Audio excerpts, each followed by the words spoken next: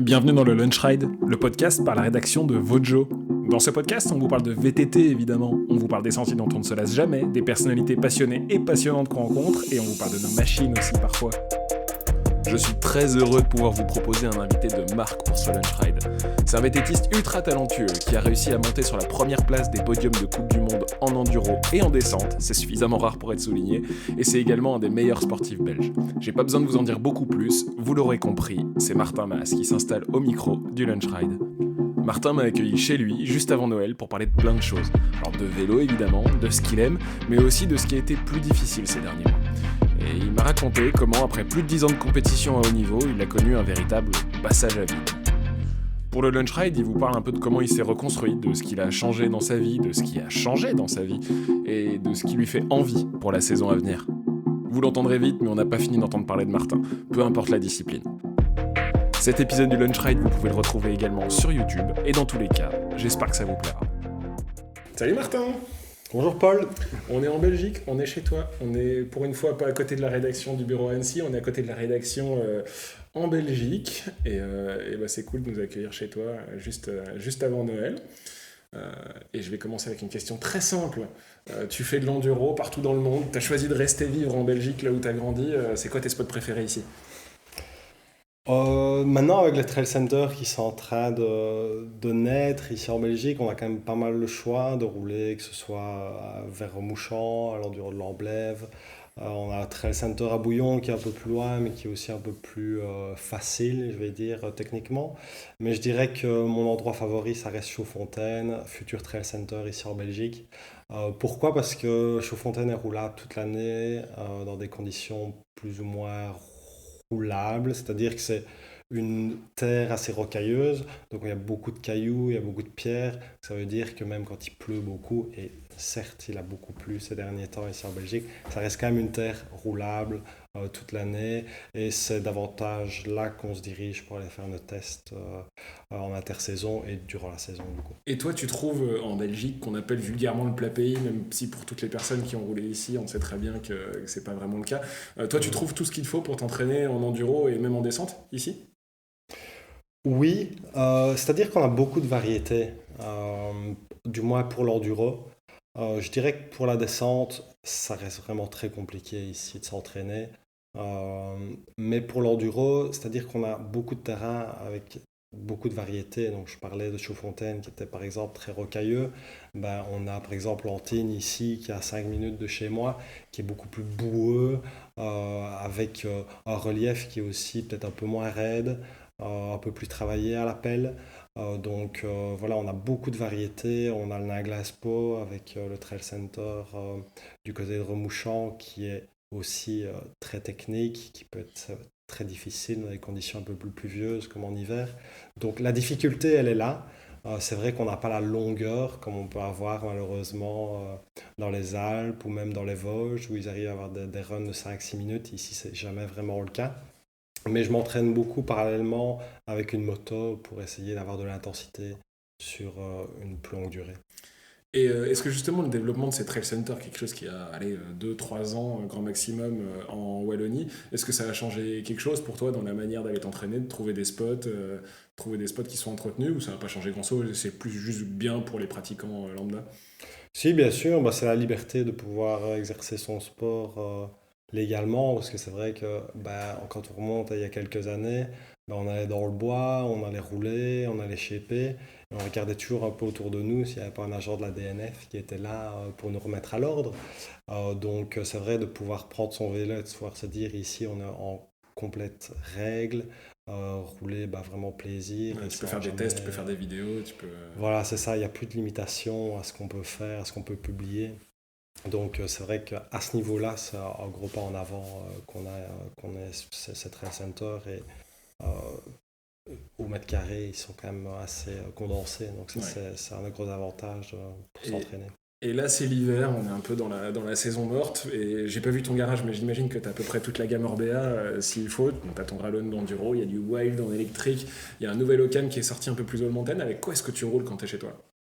Ben, Peut-être même avec Loïs de Cross Country, je sais pas. ouais, tout à fait. Ouais, c'est vrai que l'été, je profite beaucoup de rouler avec Lloyd parce que c'est un vélo qui est super capable en fait en descente. C'est un vélo qui pédale éternellement bien, enfin, comme un vrai vélo de cross-country. C'est un vrai vélo de cross-country. Donc c'est vrai que Lloyd est certainement le vélo le plus roulé ici à Victor en Belgique.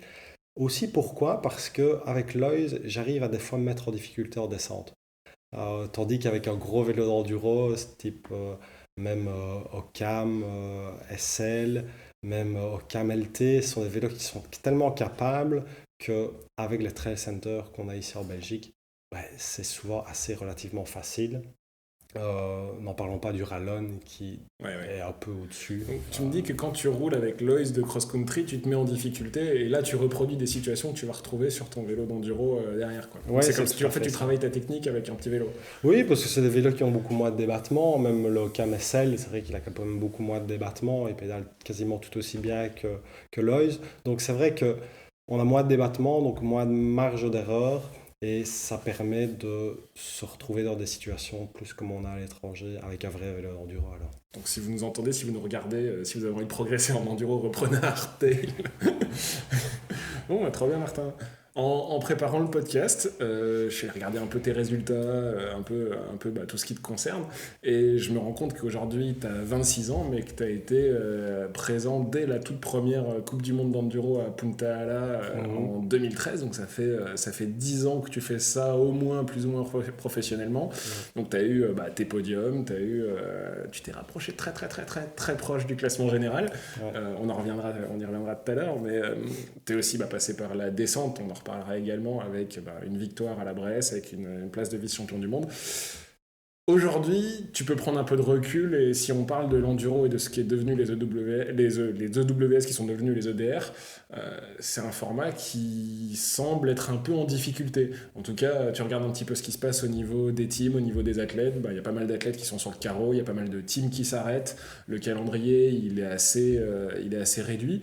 Est-ce que pour toi, il y a une raison de s'inquiéter pour l'enduro? Euh, oui et non. Euh, je vais commencer par, je vais dire, le moins tracassant, c'est que des vélos enduro, ça reste quand même des vélos qui sont vendus.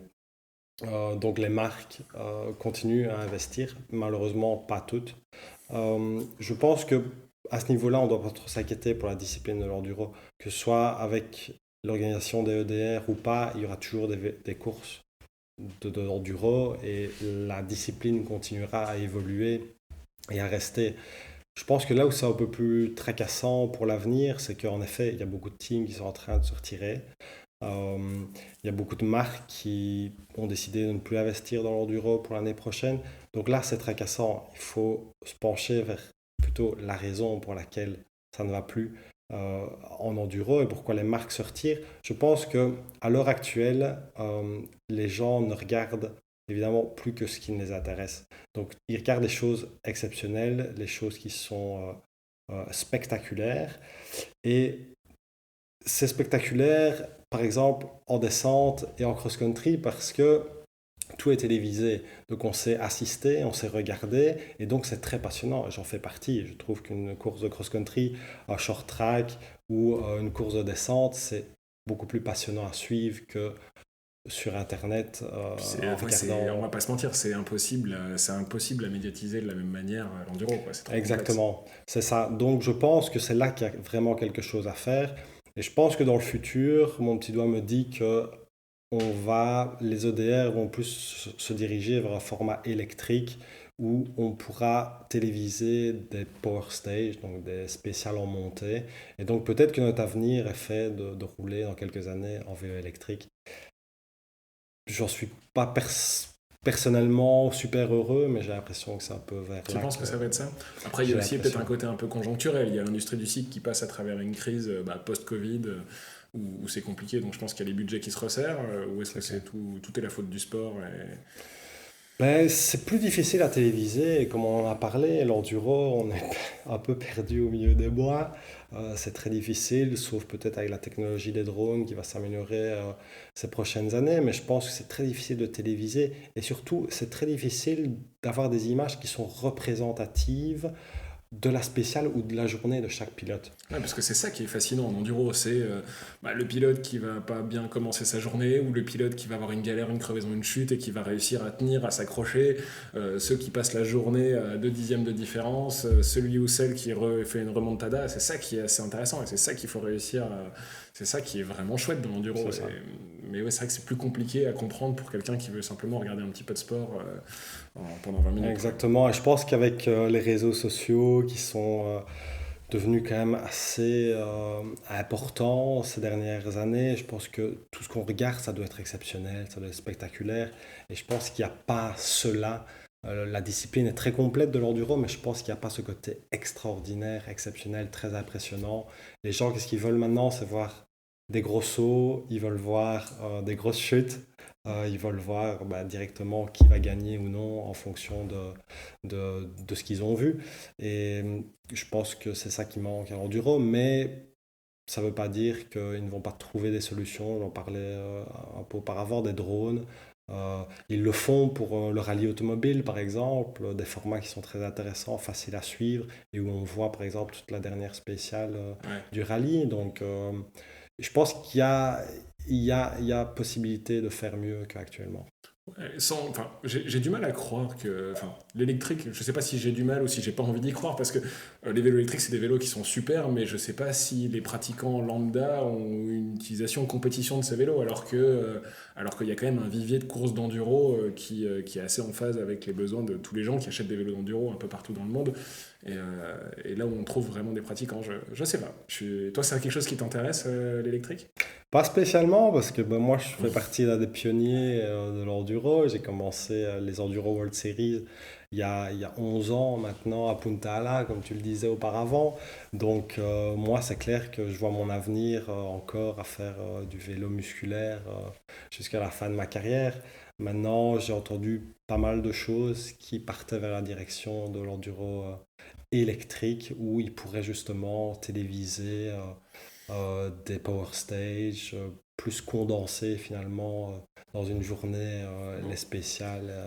L'avenir nous le dira. L'avenir nous le dira, ouais, c'est vrai que je pense que tout le monde n'est pas pour, mais à un moment donné, déjà l'année prochaine, j'ai entendu que les enduros électriques seraient le dimanche ou le samedi.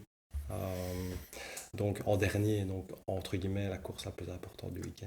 Il y a deux messages quand même, parce que d'un côté on a un calendrier qui va être très court, qui va être exclusivement en Europe. Voilà, si c'est compliqué financièrement pour l'industrie, c'est peut-être, c'est une décision rationnelle, même si évidemment on pense aux gens qui viennent d'Océanie ou d'Amérique du Nord, c'est pas vraiment top pour eux.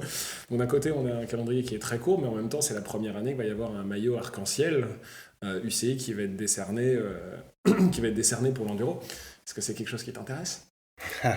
Évidemment, je pense que ça fait 10 ans qu'on pleure après ça. C'est une sorte de reconnaissance aussi de la discipline de l'UCI. Donc c'est clair que ça va être la course la plus importante l'année prochaine. Je pense que ça pourrait éventuellement aussi aider la discipline de l'enduro euh, à se développer et finalement avoir une reconnaissance. Ah ben voilà, le champion du monde. On le reconnaît, on sait à quoi ça ressemble, Exactement. C'est comme le champion du monde sur route, quoi. C'est clair, donc ça va être la course de l'année. On sait toujours pas où, Ouais. mais ça va être, c'est clair que tout le monde va être impatient pour cette course-là, c'est certain. Et ce classement général, Martin, qu'est-ce qui t'a manqué? T'as tout gagné déjà. Et il te manquerait pas ce classement général. Pourquoi? Et ouais, c'est facile à dire, hein, plus difficile à concrétiser. Ouais, je pense que voilà, j'étais dans une année assez exceptionnelle en 2019 en gagnant les 3 premières manches des Enduro World Series. Et puis j'ai eu ce petit incident médical qui m'a mis un gros coup au moral en fait, je pense. Et je suis toujours en phase de reconstruction, même si je me ressens à 95% reconstruit. Ces dernières années, j'avais pas spécialement la tête à me focaliser sur un championnat, mais plutôt sur des courses. Et il y a eu beaucoup de changements dans ma vie, des changements de team, devenir pour la deuxième fois papa l'année passée également. T'es en train de couper court à toutes mes questions. Tu passes tout en revue direct. Ouais, mais pour revenir à ta question, c'est vrai que c'est ce qui me manque, c'est clair, c'est ce qui me manque. J'ai finalement statistiquement fait des meilleurs résultats en descente qu'en enduro. Donc, ouais, c'est clair que j'ai terminé troisième l'année passée du classement général, mais moi, tout ce que je suis un compétiteur et je veux gagner. Ouais. Et donc justement, tu m'as ouvert une belle porte. On se dit, bah, ça fait plus de 10 ans que tu fais ça, tu devrais connaître la recette. Et évidemment, c'est facile d'être un athlète. Après 10 ans, tu sais exactement ce qu'il faut faire pour gagner. Je me doute bien que c'est peut-être pas aussi facile et que justement, tu as eu une année qui était un peu plus compliquée que les autres. Est-ce que tu peux nous dire un petit peu pourquoi? Oui, je pense que ouais, c'est très vaste. Finalement, si on regarde tes résultats, c'était vraiment loin d'être horrible, quoi. Mais c'était, voilà, qu'est-ce qui s'est passé pour toi Mais cette pas à année? mon habitude, c'est-à-dire Ouais. que je dois me situer dans le top 5 de manière générale. Ici, j'étais souvent plus top 10, top 15. J'avais tout simplement pas la tête à faire de la compétition cette année, en 2023.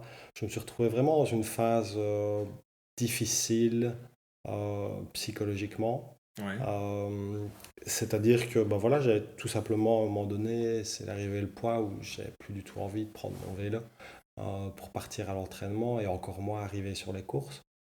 Donc j'ai dû comprendre pourquoi. Je me suis fait beaucoup aider par une psychologue du sport. Je lui dis oui, non, si tu m'entends, merci pour tout. Non, non, non, elle m'a beaucoup aidé dans l'approche, comprendre aussi pourquoi j'en étais arrivé là, parce que en tant que personne, c'était pour moi difficile à entendre que c'était un burn-out du vélo. Pourquoi? Parce que jusqu'à mes 15 ans, j'ai fait du vélo, c'est tout ce que je voulais faire, c'était faire du vélo. Donc j'allais à l'école en vélo et il était 14h30 et je me réjouissais juste qu'il était 15h30 pour reprendre mon BMX et redescendre chez moi le plus vite possible. Donc pour moi, ça a toujours été une porte de sortie. Le vélo, je me sentais pas bien à l'école, c'était pas ma place et une fois que j'étais sur mon vélo, j'étais le plus heureux du monde. Sauf que en 2012-2013, le vélo est devenu mon métier et là, il y a beaucoup de choses qui changent. Donc, on fait encore le vélo plaisir, mais beaucoup moins. Donc, quand on prend son vélo, on a plus une idée de performer, de s'entraîner. Et je pense qu'après 10 ans de l'avoir fait de cette manière-là, mon corps, il m'a dit, bah non, Martin, en fait, il a juste envie d'une chose, c'est d'oublier la pression de course, d'oublier la pression de l'entraînement et juste prendre son vélo parce qu'il en a envie. Mais bon, ça passait par un gros break. Donc, abandonner un peu son vélo pendant quelques mois, le laisser de côté, penser à autre chose. Et J'imagine que c'est puis, assez insidieux, ça se déclare pas du jour au lendemain, c'est un mal-être qui exactement. grandit, j'imagine qu'après faut l'admettre, et ensuite il faut se dire bah, qu'est-ce que je peux faire, et ensuite il faut le dire à ton team, et ton team c'est aussi tes sponsors, et à tes fans, et ça doit vraiment être quelque chose de Exactement. difficile. Oui, c'était une période super difficile, certainement la plus difficile de ma carrière jusqu'à présent. Mais j'ai tellement appris. J'ai appris de moi-même, j'ai appris sur mon approche, j'ai appris sur ce que je voulais au sein d'un team, voilà, le changement de team aussi. En 2022, l'air de rien, bah, je suis passé de la famille GT au sponsor Orbea parce que Ouais. GT c'était vraiment la famille. Ça faisait plus je suis resté 9 ans avec Ouais, t'as GT vraiment en grandi réalité. avec eux, t'as commencé avec C'est eux, t'as ça, mon grandi avec eux. mécanicien était un ami, donc c'est beaucoup de choses. En fait, Ça implique quoi de changer de team? ben, c'est un petit coup de pression supplémentaire parce que ben, j'étais avec totalement confiance en moi. Ça faisait quasiment 10 ans qu'on travaillait ensemble. Euh, voilà, ils ont leur slogan Good Time, quoi. Donc c'est vraiment, c'est le plaisir avant tout et c'est ça que j'ai besoin. C'est ça que je me suis rendu compte qu'en changement de team, ben, je travaillais avec d'autres personnes qui étaient peut-être orientées un peu plus performance, peut-être un peu plus obsessionnelles sur la performance. Et je me suis rendu compte que aussi ça me mettait pas mal de pression supplémentaire. Et donc, euh, et donc voilà, j'ai compris que mon approche c'était plus avoir du plaisir sur le vélo, m'entraîner en prenant le maximum de plaisir, le faire avec des amis, parce que j'oubliais ça aussi l'année passée. C'était, ben voilà, je prenais mon vélo, j'avais 2 heures à faire, ben je faisais les 2 heures et un point c'est tout. Donc non, j'ai besoin de rouler avec des amis, j'ai besoin... Pour toi, retrouver du plaisir, ça commence par retrouver du plaisir à l'entraînement avant de retrouver du plaisir en course. évidemment, Ouais. évidemment, oui, oui, parce que l'entraînement, c'est ce qu'on fait à 95% du temps sur notre vélo. La course, c'est 5% du temps, donc Et est-ce que, une fois que tu as réalisé ça et que tu as mis quelques petites choses en place, c'est revenu très vite ou c'est quelque chose de lent et peut-être même que Non, c'est toujours en cours? je pense que c'est encore en cours, ouais. Je pense que je suis dans une phase de reconstruction ici, où par exemple j'ai laissé mon vélo de côté ces derniers mois et j'ai pas spécialement envie de retourner sur le vélo, donc je ne le fais pas pour le moment. La saison commence relativement tard, donc c'est beaucoup de chance pour moi. Et voilà, je prends mon temps, je suis motivé, je sais ce qui me motive à partir à la compétition, c'est le résultat. Donc, ce qu'il faut, c'est que je sois 100% préparé et me sentir à 100% sur mon vélo. Et une fois que euh, la combinaison sera bonne entre moi et le vélo, je pense que de là, tout découlera beaucoup de positif. Et c'est facile de trouver un coach mental ou un psychologue du sport qui comprend les particularités d'un vététiste d'enduro ou de descente et qui t'aide à trouver des clés? Ben, la personne dont je parlais avec beaucoup d'expérience, donc on avait déjà vu des cyclistes Ouais, toi, en t'as burn-out. échangé avec d'autres sportifs ou d'autres cyclistes pour qu'ils puissent t'aider?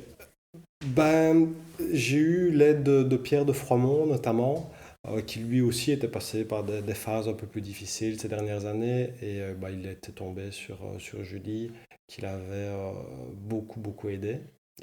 Et je pense qu'il aide encore pas mal ces derniers temps.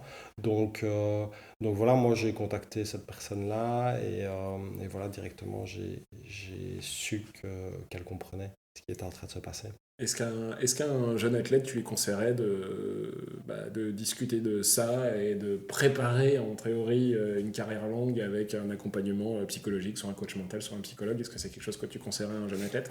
Bien sûr, bien sûr. Moi, on Ouais, je m'avait sais pas. toujours dit, mais si, moi, on m'a toujours dit, ouais, mais Martin, tu devrais peut-être aller voir quelqu'un, ça te ferait peut-être du bien, même si tu as l'impression que tout va bien autour de toi, et que tu es heureux, et que tu as l'impression que tout est en train de bien se passer, bah, il y a peut-être une petite clé qu'une personne externe pourrait t'apporter.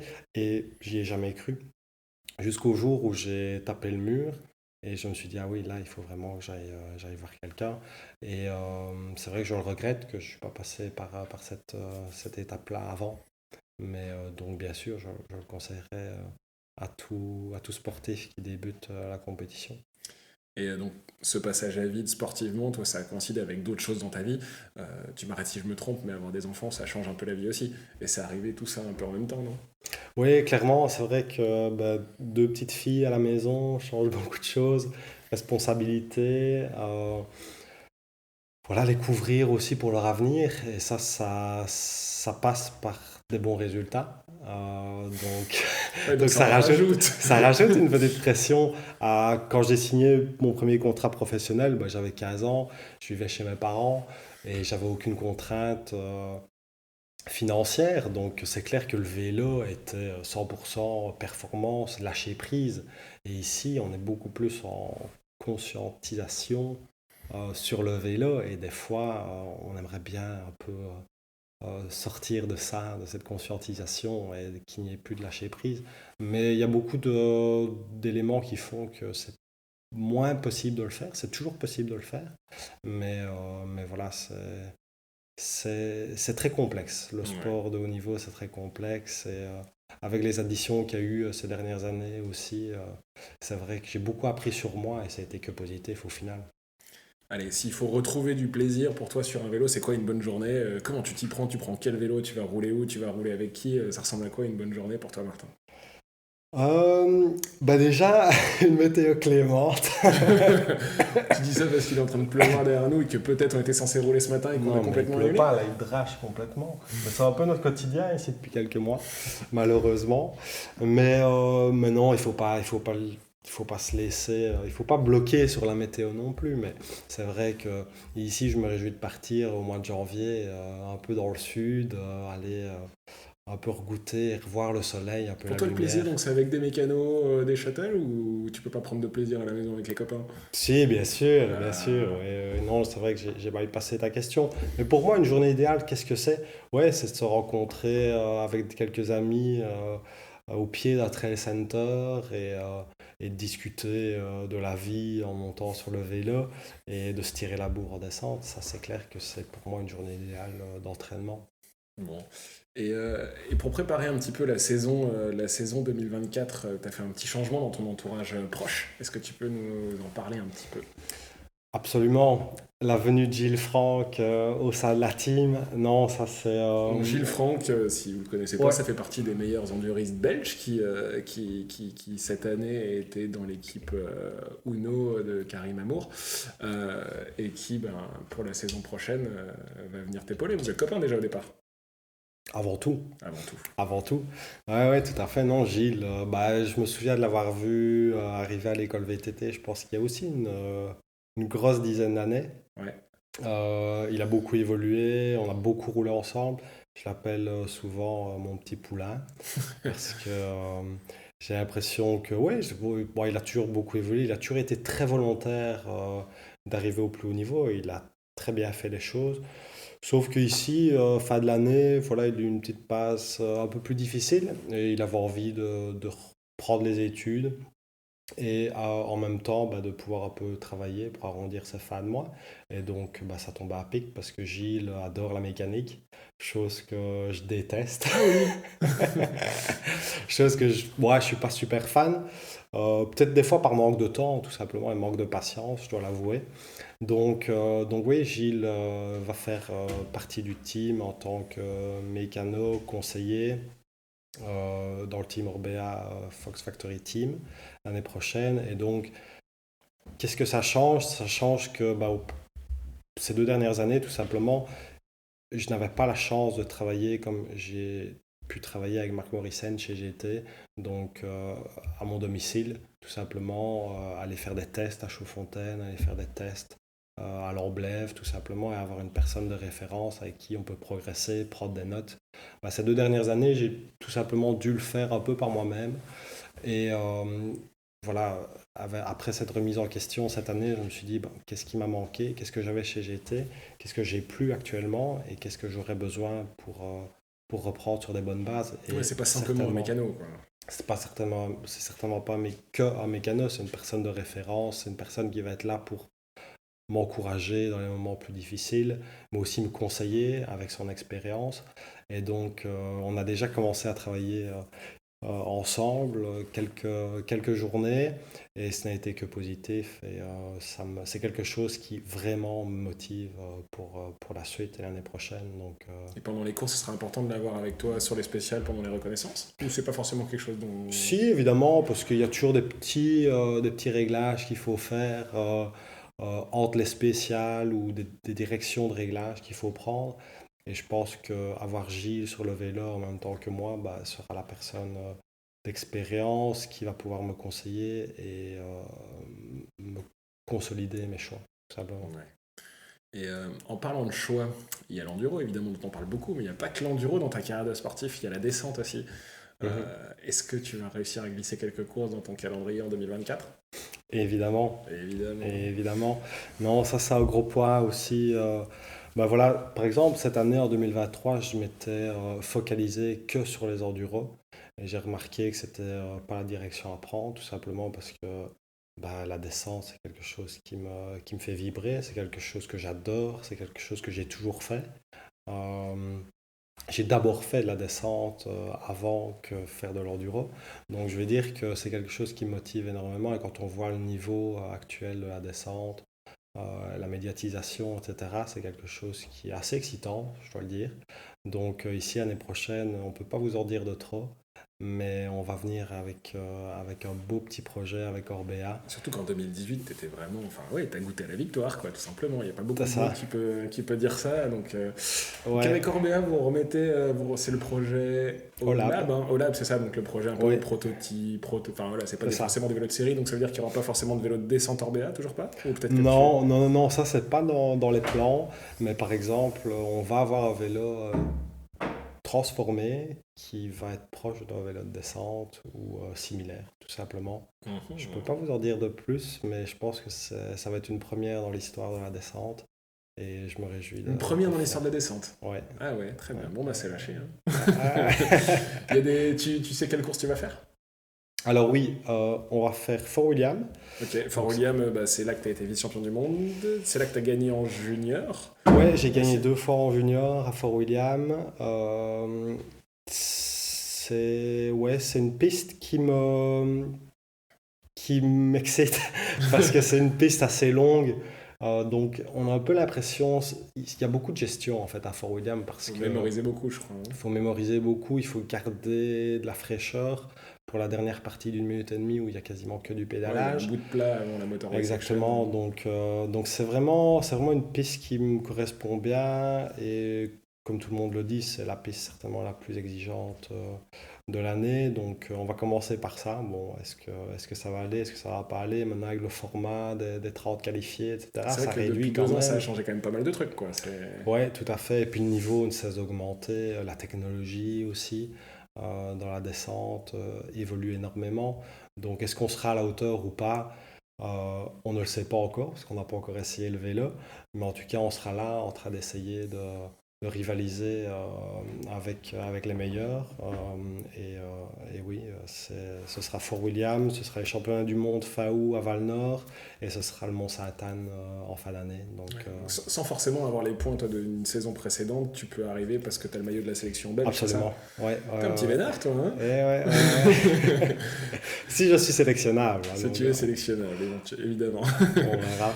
Mais c'est quelque chose, ouais, comme je le disais, c'est quelque chose que j'ai besoin. J'ai besoin de changement. Je suis encore jeune. J'ai besoin Ça te permet de garder de la fraîcheur, j'imagine. Voilà, c'est ça. J'ai fait aussi à l'époque, en 2018, 2019, j'ai fait beaucoup de dual slalom au Crankworx. Voilà, le BMX, c'est aussi une des premières disciplines à laquelle j'ai touché étant jeune. Donc, j'ai besoin d'avoir du changement, tout Ouais. simplement. Et quand tu commences, là, par exemple, au mois de décembre, est-ce que tu connais déjà ton calendrier? Quand tu vas aller tester pour de la descente, quand tu vas tester pour de l'enduro, quand tu vas rouler en enduro, quand tu vas rouler en descente, tout est déjà calé? À l'heure actuelle, quand on parle, ouais, pour 2024, tout est calé. La seule chose qui n'est pas encore calée, c'est l'arrivée du vélo de descente. Donc, je pense que dans 15 jours, 3 semaines, on a une petite réunion à Corbéa où ils en sauront un peu plus. Et à partir des dates qu'ils nous disent, à ce moment-là, on pourra planifier des tests à l'étranger avec ce vélo. Parce que en Belgique, faire des tests de descente, c'est peine perdue. Ouais, et puis même, partout ailleurs, c'est pas facile de trouver une piste de descente qui correspond aux standards des Coupes du Monde actuelles, quoi. Absolument. C'est une piste de bike park standard, va pas suffire, quoi. Tout à fait. Ouais. Et avant que tu reprennes le vélo, justement, ici, qu'est-ce que tu fais quand t'es en Belgique? Comment tu fais quand t'es pas sur le vélo? Tu vas faire de la moto, semble-t-il. Ouais, je fais pas mal de moto l'hiver. Ça Ça t'apporte quoi? Beaucoup de plaisir, d'abord, parce que le plaisir est important pour évoluer. Donc on fait pas mal de moto, j'aime bien de faire la course à pied également, parce que c'est moins contraignant niveau nettoyage après roulage ou Ouais. après Et course. t'aurais pas fait un trail il y a pas Si, si, longtemps? si, j'ai eu l'occasion de faire Holzpaul, donc pour les connaisseurs, c'est un trail de 71 km, 2500 mètres de dénivelé. Donc je me suis préparé quelques semaines au préalable et ça s'est plus ou moins bien passé. Tu me disais, tu finis 150e sur 1000 participants, quelque chose comme Ouais, ça, c'est donc ça ça. va. Ouais, c'était pas. Mais ça restait quand même 8h30 d'effort, donc c'est quasiment 3 heures de plus que Sébastien Caraba pour clôturer les 70 km. Donc j'ai pas été bon. J'ai pas été bon, mais peut-être qu'avec un peu plus d'entraînement, il y aurait une possibilité de faire encore un peu mieux. L'objectif était loin d'être la performance, mais plutôt la découverte. Et Ça a quelque chose à voir avec le vélo, dans rien du tout. l'effort. Rien du tout. Ouais. Bah, l'endurance, Ouais. ce qui est important pour le vélo, et encore plus quand c'est 8h30 sur les jambes. Mais c'est plutôt connaître son corps, connaître ses limites.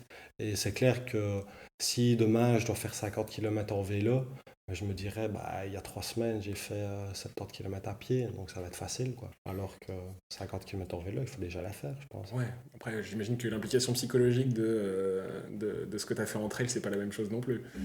Tu passes par quoi justement quand tu es dans cette course? Est-ce que tu es dans le même mood du début jusqu'à la fin ou... Non, ben, j'ai eu la chance d'avoir pas mal de personnes qui m'ont accompagné. Donc les 36 premiers kilomètres, je les ai fait avec un ami du primaire qui malheureusement a eu des problèmes au genou.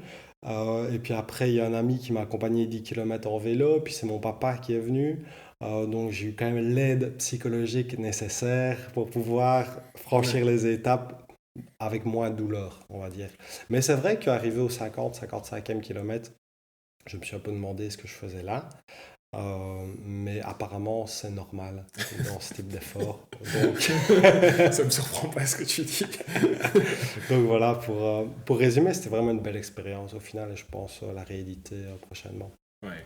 Et tu parlais de la moto, est-ce qu'il y a des technologies de la moto que tu t'essayes, ou que tu regardes un petit peu dans les sports mécaniques, où tu dis ah ça pourrait être intéressant de ramener ça dans le vélo, dans ma préparation, dans mon matériel, je pense aux suspensions par exemple. Ouais. Est-ce qu'il y a des choses comme ça qui sont intéressantes pour toi? Mais j'ai beaucoup moins d'expérience dans le milieu de la moto, donc c'est-à-dire que j'essaye de pas trop me prendre la tête. J'essaye que la moto reste l'activité plaisir de la semaine. Donc oui, je reste quelqu'un qui aime bien la performance, qui aime bien se sentir bien sur la moto. Donc oui, T'aimes bien aller vite? j'aime bien aller vite, j'aime pas me faire battre par mon pote qui roule avec moi en moto aussi. Voilà, on y vient. Donc oui, je resterai compétiteur et c'est clair qu'il y a toujours un peu d'ajustement à droite, à gauche, sur les suspensions, sur le réglage du carburateur par exemple. Ouais, c'est des micro-changements mais qui peuvent vraiment faire une différence.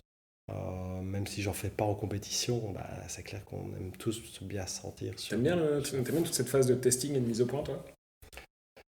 Euh, c'est- bonne question parce que c'est- oui, oui, j'aime bien, mais c'est plutôt ce qui en ressort qui est satisfaisant. C'est-à-dire que quand on fait des tests, on part dans tous les sens.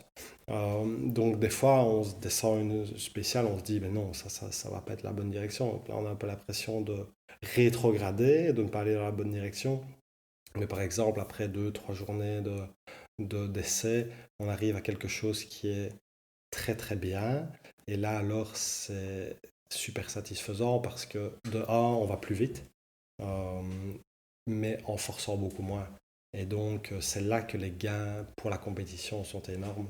Et quand on arrive à ces micro-changements qui peuvent vraiment faire une différence au plus haut niveau, c'est là qu'on se dit, waouh, c'était quand même super productif. Et là, on est fiers parce que je pense qu'on aime tous être productifs. Est-ce que vous avez exploré un petit peu tout ce qui est suspension électronique Ouais. avec le team?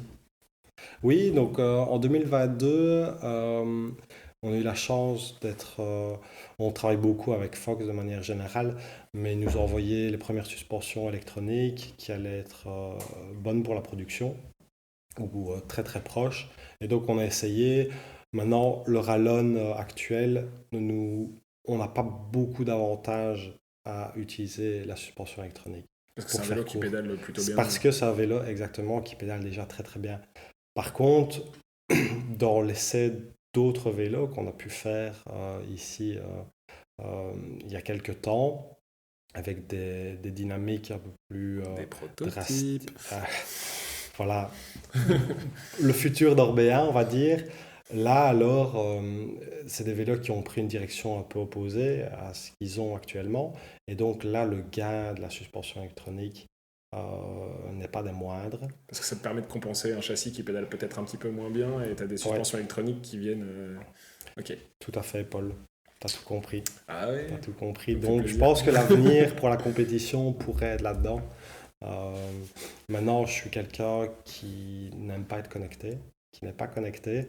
Et donc, c'est vrai que charger ma batterie tous les 2 jours, c'est quelque chose qui me repousse un peu. Mais pour une victoire, qu'est-ce qu'on ne ferait pas, hein? Les réseaux sociaux, les trucs comme ça te plaît ou pas? Je viens de te dire que j'étais pas connecté.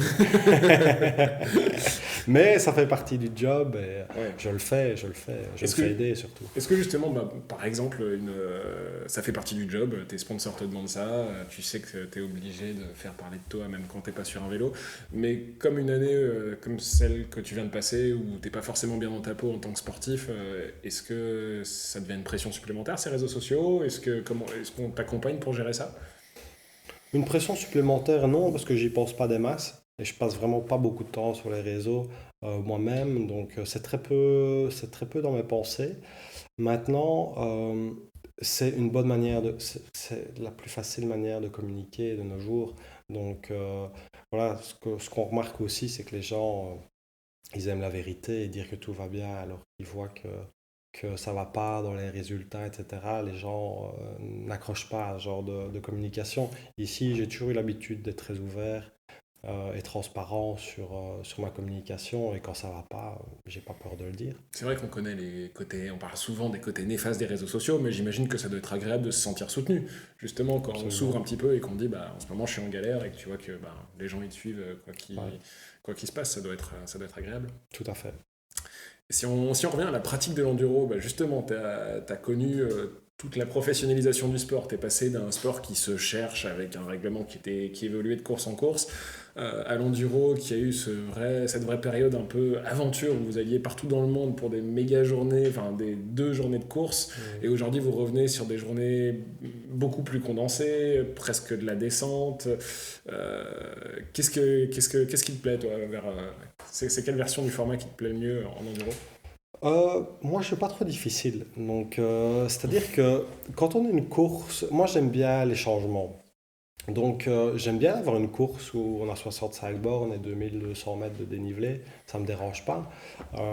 Et par exemple, le week-end d'après, on peut avoir une course où, certes, il y a peut-être un peu plus de remontées mécaniques, ou peut-être que les spéciales vont être un peu plus orientées type descente. Mais à la fin du championnat, le meilleur sera quand même celui sera allé plus vite dans tous les formats, qui aurait été le plus constant.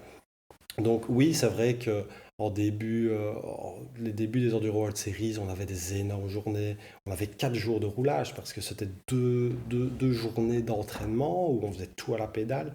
Je me souviens de Bariloche, par exemple, en Argentine, euh, de Valdivia au Chili, où on avait des journées énormes et qu'après le week-end, on était claqué, mais pour quelques jours, quoi.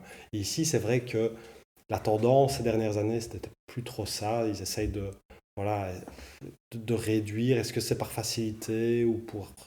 Voilà, j'ai très difficile à comprendre, mais c'est vrai que maintenant, on n'a plus qu'une journée de course.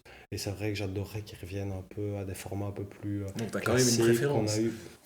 Oui, mais je suis un descendeur aussi de base, Ouais. donc j'aime bien. Par exemple, ce qu'on a fait il y a quelques années, c'est qu'on pédalait en dessous des remontées mécaniques. Ouais. Ça non, ça moi je veux pas. Je veux pas qu'on pédale, qu'on aille quelque part où il n'y a pas de remontée mécanique et qu'on fasse tout à la pédale. Je suis d'accord, mais quand on arrive à Châtel ou autre part où il y a des remontées mécaniques, ben, qu'on les utilise alors et qu'on fasse beaucoup plus de spécial pour que ce soit difficile, aussi difficile, mais différemment. C'est vrai que, enfin, ça c'est juste mon point de vue personnel, mais ce qui fait la beauté de l'enduro, et moi ce que j'aime bien, c'est quand tu vois qu'une semaine vous allez faire une course de 5 spéciales, une journée, et que le week-end d'après vous êtes sur 60 bandes de vélo sur 2 journées. Ça a vraiment de la variété, c'est ce qui fait vraiment la beauté du sport, mais après aussi, c'est ce qu'on dit, c'est ce qui rend le sport plus compliqué à médiatiser et à comprendre aussi pour des gens qui sont pas 100% dedans.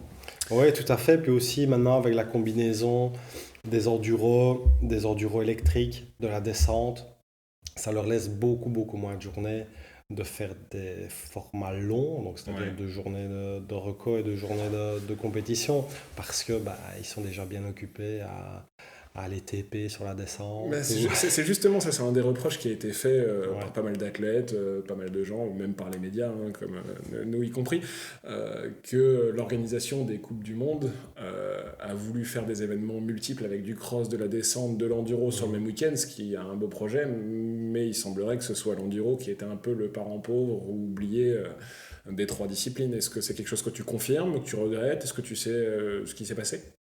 Oui, je confirme, je confirme. C'est vrai que je pense qu'ils ont eu, en rachetant bah, toutes les disciplines, ASO a eu une grosse pression de maintenir, après le succès que la descente avait, le cross-country sur Red Bull TV, de maintenir justement cette excitation de course. Ouais, il y avait de grosses attentes sur le cross Il et y la avait descente et la baigne. énormément et je pense qu'ils ont mis 75% de leur énergie là-dessus. Et ils se sont dit, bon, bah, avec l'enduro, on a un niveau correct, mais on n'a pas trop de pression parce qu'on sait comment faire. Ouais, c'est vrai que Et parce qu'en fait ESO et maintenant tout ce qui est le groupe Discovery, c'est mené par Chris Ball qui est un des fondateurs, le fondateur principalement des ouais, courses d'enduro. Donc c'est ça. c'est marrant de se dire que finalement c'est son bébé qui laisse de côté en premier, quoi. C'est un peu ça qu'on a ressenti ces dernières années, malheureusement. Enfin, cette dernière année plutôt. Mais voilà, je pense qu'ils vont trouver des solutions. Je pense que c'est aussi du nouveau pour eux.